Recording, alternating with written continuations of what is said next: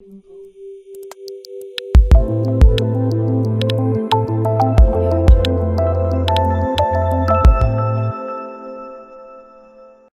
guys, we got a little challenge lock. It's an Ilco from Tobias and Julian. They're the two carpenters that are in Germany. Been doing this for a little while. And you know you're in trouble when they make their own key out of a piece of scrap steel. That's what it looks like anyway. It's all mummified and it came marked. It says Ilco on it. And this is the only Ilco lock in that big blue box that they sent to me. So let's go ahead and give it a try. Judging from the length, I think we're looking at probably 5 pins. Of course, in the door, you wouldn't be able to cheat like that, but take advantage where you can, especially where challenge locks are involved, right? All right, let's see if we can get this thing picked. Like I said, we do have this key, homemade, pretty cool, but it is mummified for us.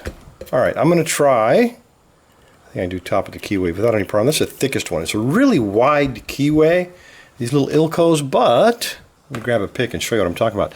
There's a piece of warding right in the middle. It's perfectly placed to prevent us from using the full height of that keyway. So any pick you use, this is a 13 thousandths, and it just scrapes by on the front, but in the back we're going to snag up. So I'm going to have to pick from that right ledge and go at a little bit of an angle. A little awkward, but the advantage is I can use a slightly thicker pick. I don't have to limit myself to a 13 thousandths.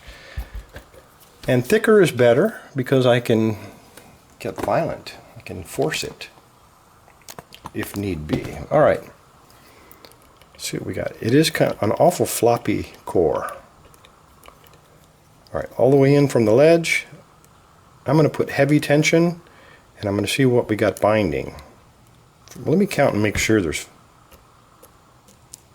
Okay, I do count 5, just like we suspected from the length of it, but these German carpenters, I'll tell you, they have technology that the rest of us just don't understand. All right, looking for a binder. And I got pin 4 is the only binder. Nope, pin 3 is also binding. I'll start with pin 4 first. Wow, I'm going to lighten up on the tension here. I'm going to take the tension completely off. Man, he feels like he's glued in place, but he does. When there's no tension, he'll move. You put the slightest of tension, that guy is completely locked up. Let me try to find a good balance point.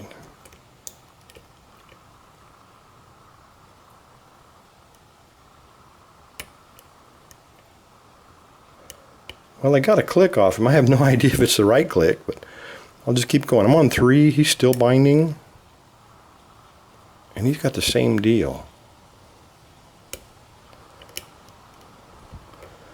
Okay, I got a click off him, but I might have overset him. Let me keep looking here.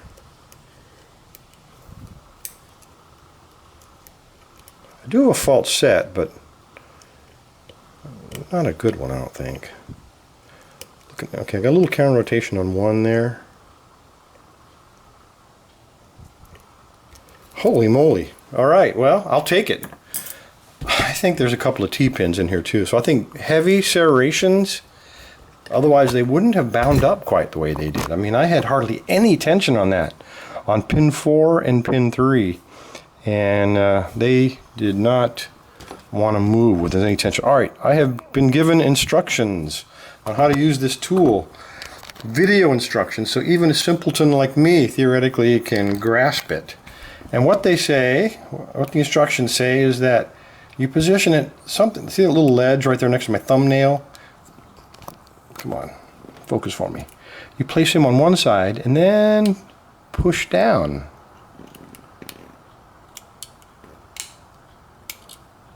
And you know, that might work for you guys, but in Bill's unlimited stupidity, it is not working. So I'm going to do it the Bill way. I'm just going to pull them off with my barbed hook. Maybe not. Maybe I'll pull them off like this. Maybe I'll get a hammer. And even when you guys give me the right tools, I still manage to screw it up. There we go. All right. May not be the right tool, but we'll make it work. All right, let's take a look at that homemade key.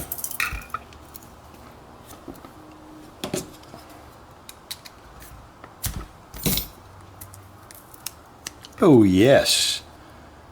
You know, that really is a homemade key. Look, you see some engraving or whatever that used to be there. What a great job. They even machined a little stop onto it. And they cut these grooves with a file, it looks like. Unbelievable. That's dedication. You really wanted to have a key for this thing. Let's see if it works. And it does, beautifully, just like I would expect from any piece of German technology. All right. Oh, we're going to need that key. We've got to turn that like so. We're going to need a medium. Let me turn that so we don't go down that little groove right there. So it'll be turned about like that. A medium follower. Alright, there's all 5 of them. Looks like you got a couple steel ones there. Number 1 and number 4 look like steel pins. Alright, I'm seeing some threads, which is kind of what we expected. Serrated. Serrated. Serrated. Serrated. And serrated. And looks like number 2 is threaded, and it looks like number 1, 3, and 5 have countermilling. That's what it looks like to me, guys. Let me take my new tool. Yep, there's a ledge, definitely a ledge on both these. Very fine, very sharp little ledge. Is this not focusing? Please give me a break. What a nice job on that countermilling. That's nice and sharp. It really grabs. That's threaded. That is definitely countermill. We got a little. It's like finding a cavity. Yep, looks like we need to do a little work back there. And that one also countermilled. I'm snagged up in that cavity. Very cool, very nice, very precise. I am totally impressed. Actually, a couple of carpenters. All right, let's see what else we got here.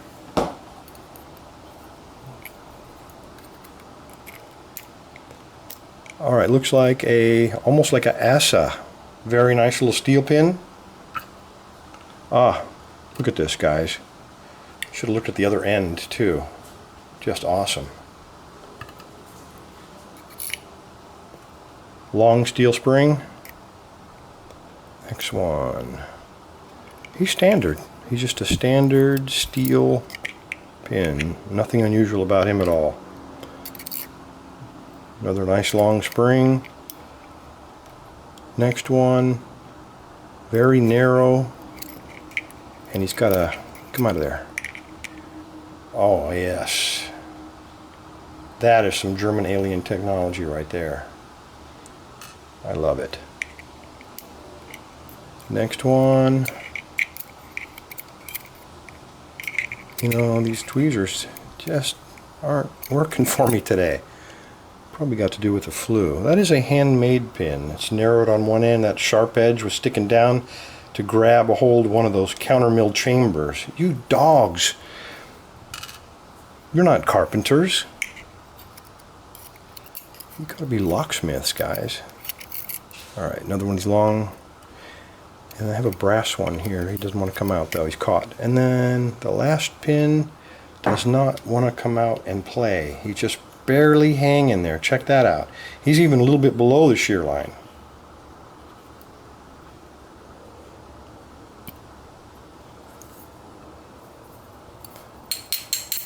Whoa!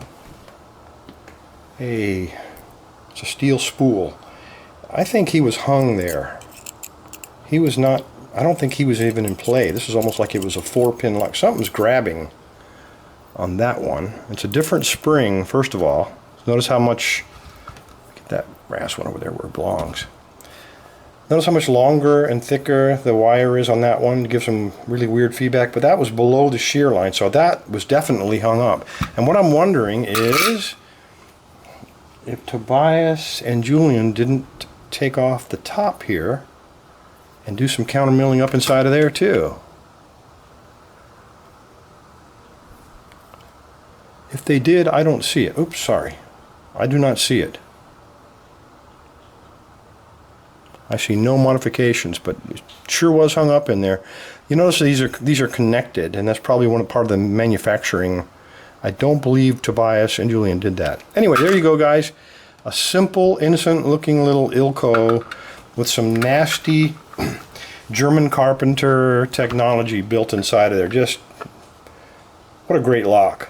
You can turn any not so good lock into a fantastic lock just by paying attention to your pinning, and these guys really did that. We've got serrated all along the bottom. We have serrated and undercut in almost every chamber on that core, so it's going to be grabbing up.